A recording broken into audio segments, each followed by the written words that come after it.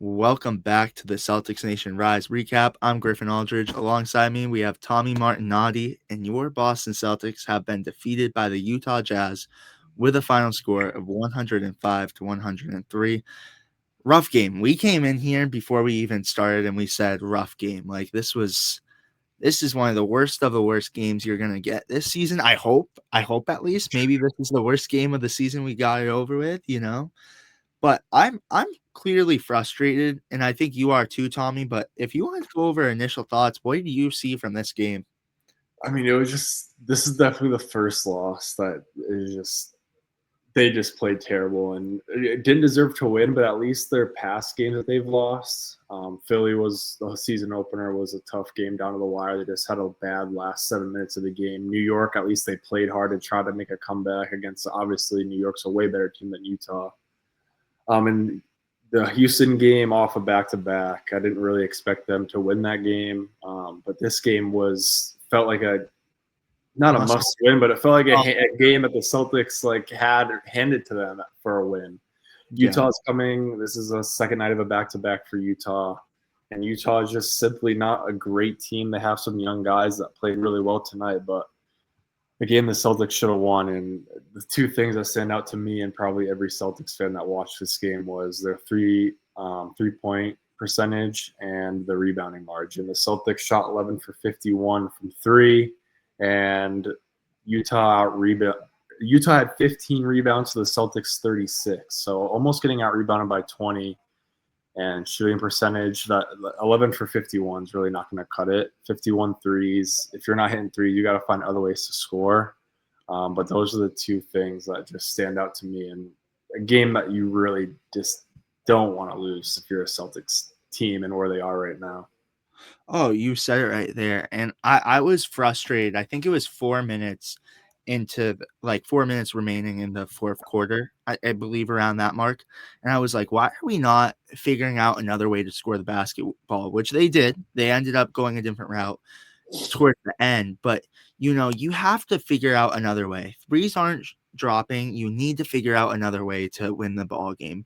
And Jaylen Brown, I think, is a prime example. He kept shooting threes because, Joe Mazzulla lives and dies by the three ball. However, he would attack the paint more, attack the basket, and go up for some layups. And that was most of his points. I mean, he had a very productive night, and we'll get into that. Mm-hmm. But just times in this game, it was like, you're clearly the better team. You look on paper, I believe we are the better team. But again, rebounds came to bite us again. And Tommy, you mentioned this on the podcast too about, we need a center. And it looked like, I want to give Keita some credit, but he's not giving you too much out there. What else can you ask for him?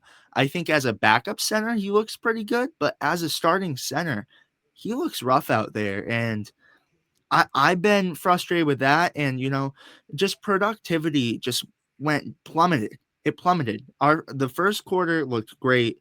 And I'll get into that really quick. The first quarter, the Boston Celtics outscored the Jazz 25 to 21. So it wasn't great, but it was better compared to the rest of the game. I mean, in the second quarter, the Celtics outscored them 21 to 15.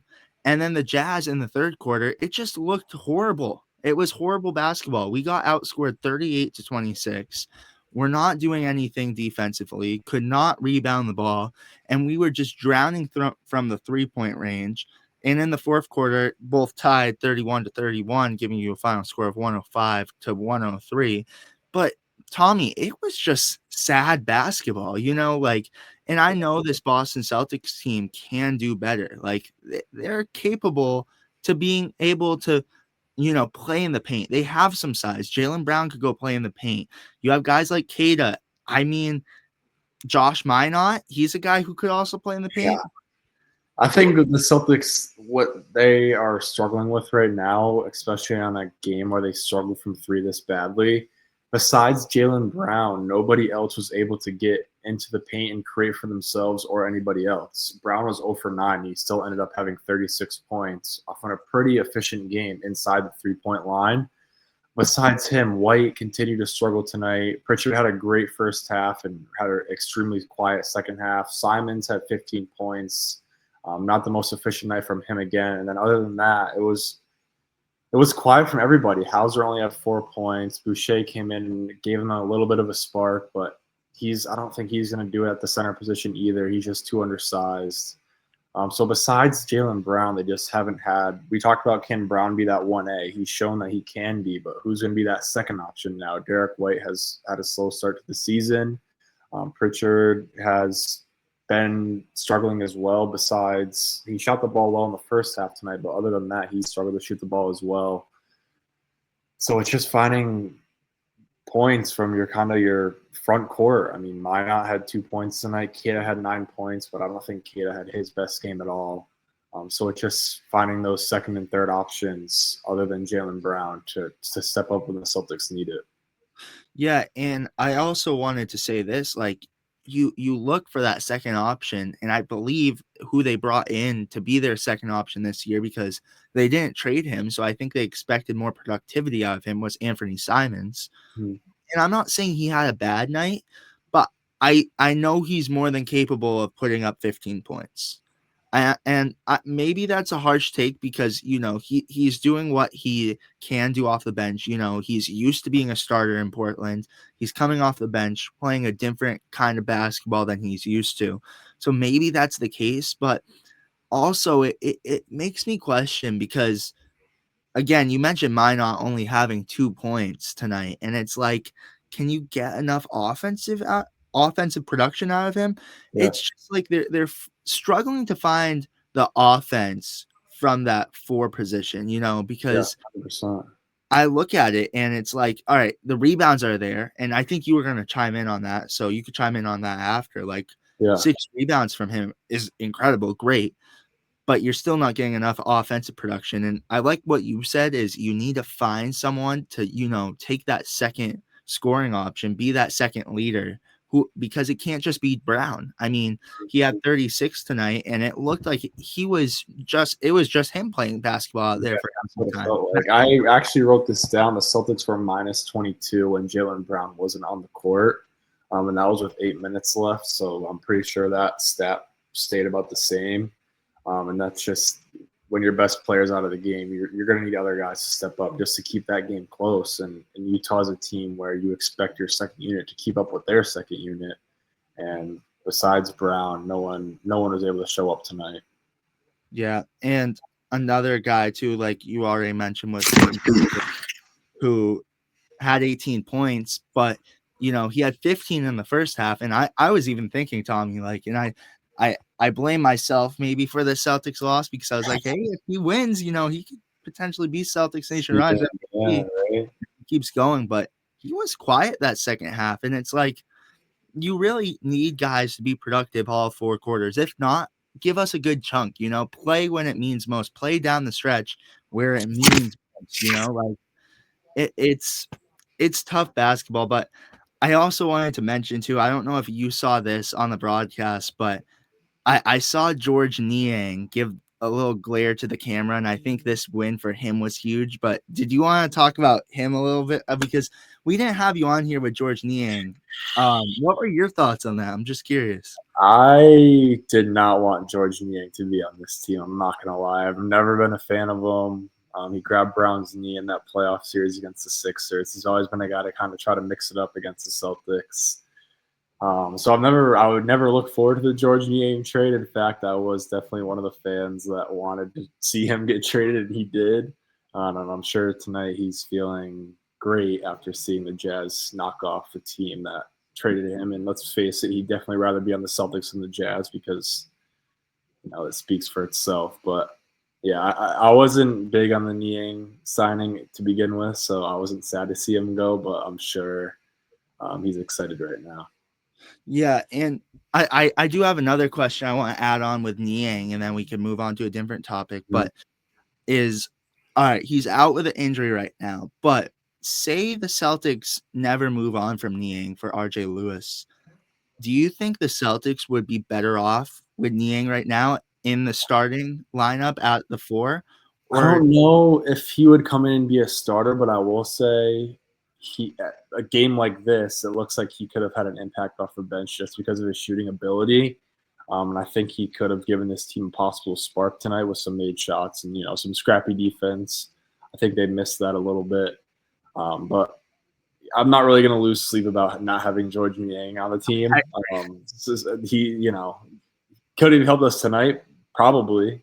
But I don't think there's going to be many games this season where I'm thinking, oh, what if they didn't get rid of George Niang, So, I mean, it is what it is.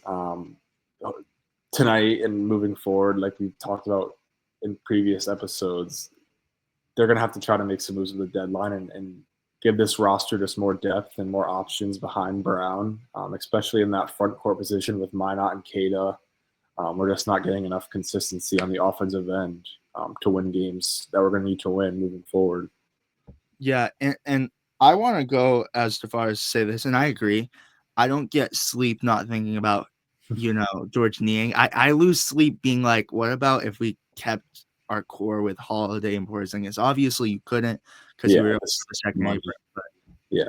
it keeps me up at night. Oh, of course it does, If you because skip we're Niang. going to look back on, we've been spoiled the past few years, and we probably took those times a little bit for granted, especially, like, even now that Tatum's not in, like, the lineup and we're seeing the real impacts of just how he is as a player all around. Because I feel like a lot of Celtics fans could be hard on Tatum, even though he's still one of our best players, even when he's not playing like our best. Just the way he impacts the game on both ends, just opens the floor for all the other guys. Is really what I'm realizing this year, not seeing him on the court. Just everything seems so much harder on this team offensively, and that definitely has to do with some spacing issues with a different roster, like we've talked about. Not as much spacing, not a 5-out style that they've been used to running. So we definitely saw some inconsistencies on the offensive end and the games leading up to this. So hopefully, they can get the offense going within this next week, and I think they can bounce back, hopefully against Washington on Wednesday, I think it is.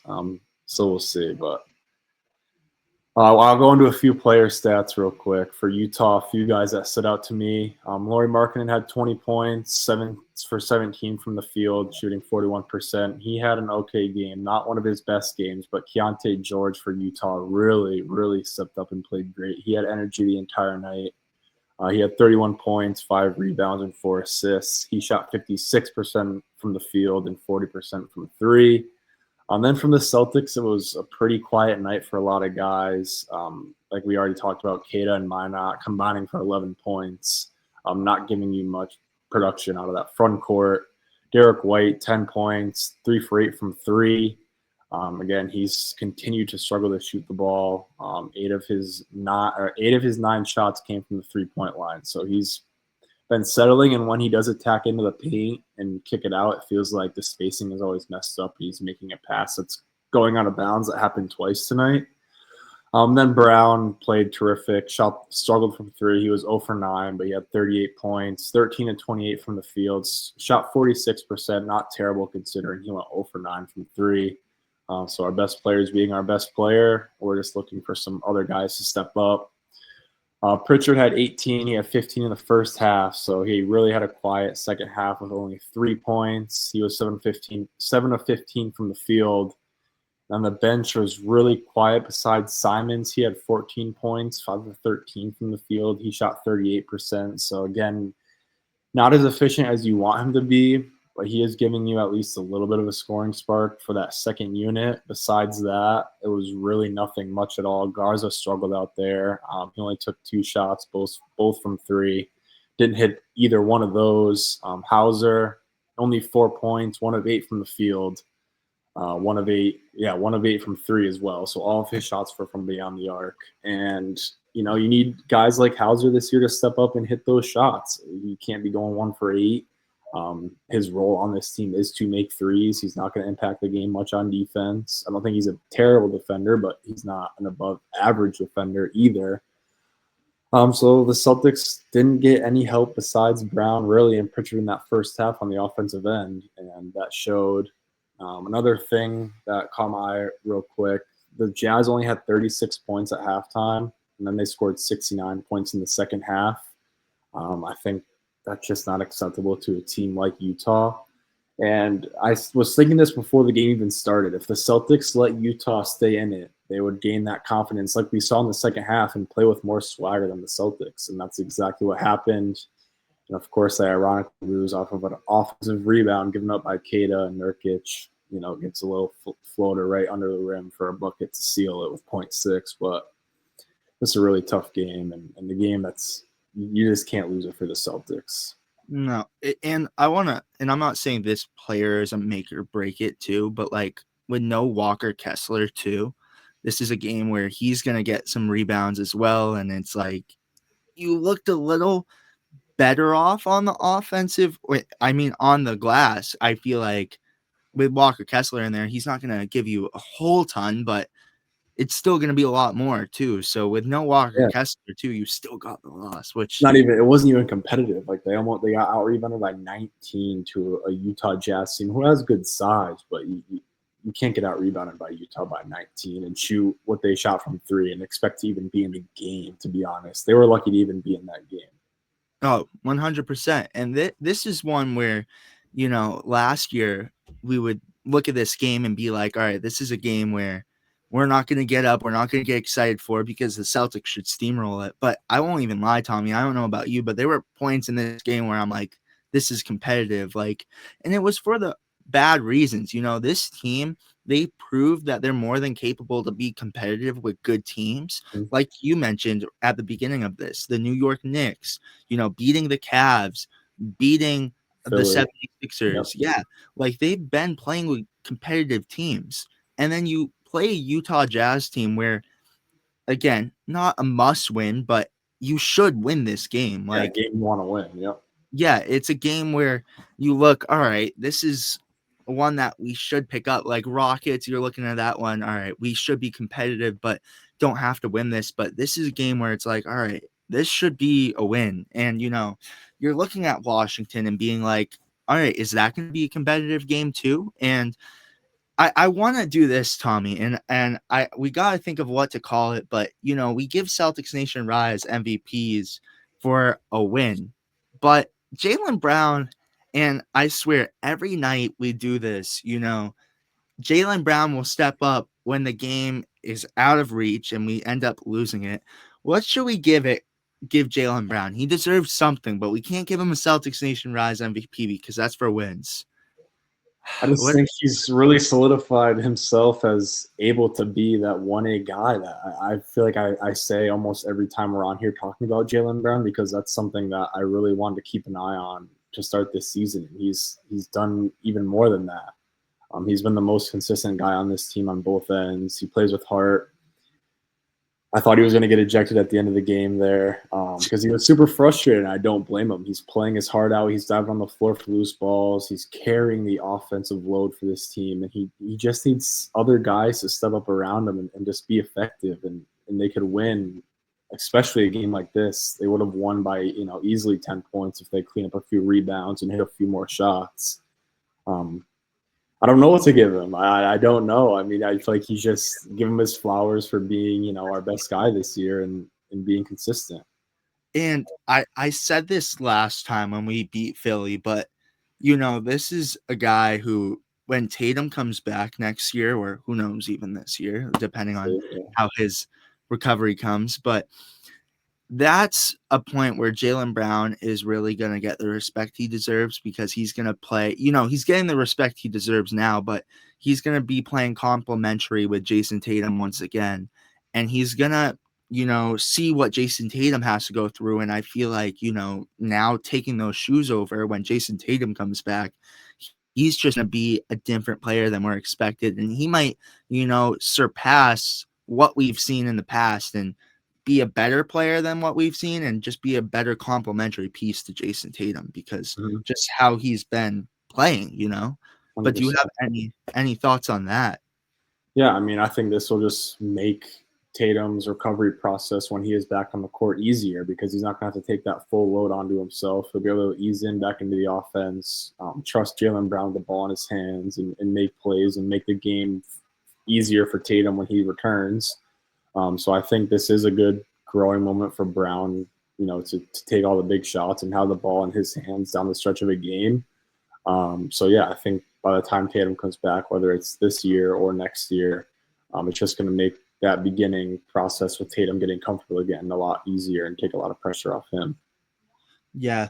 And again, this was a rough game. The Boston Celtics lost to the Utah Jazz with a final score of 105-103. And do you have any final thoughts before we close out? Because this was rough. Yeah, I mean, I just want to see them bounce back against Washington again, another subpar team that you want to see them get a win against. So hopefully they have a better shooting night and cut down the rebound margin against a team like Washington, and hopefully get a nice 10, 15 point win and get themselves feeling confident moving forward. Yeah, I agree. I feel like this was a game to build confidence. However, that didn't happen. And Opposite happened. Felt like. opposite, complete opposite. They're gonna be frustrated after this one. There's gonna be a lot of hanged heads. Not Mm. sorry, that was not how you say that. There's gonna be a lot of upset people in the locker room. We'll use that. I 100%. know. We know what you're saying. Yeah, you guys got what I was saying, but it's just gonna be frustrating. And Mhm. when they play Washington, I agree that's gonna be a game to kind of bring back confidence because we're a lot better than this. Like I feel that loss to the Rockets. They were like, all right, they're clearly a better team than us, and you could also credit the back to back. So Mhm. they knew that game wasn't going to be so competitive. But this one, I think they went over in the game with too much confidence. Yeah. And, they thought, all right, this could be a game like Derek White went out there and already started missing from three. And he thought he was going to bring back his confidence tonight. However, did not do so. And his slump continues. Mhm.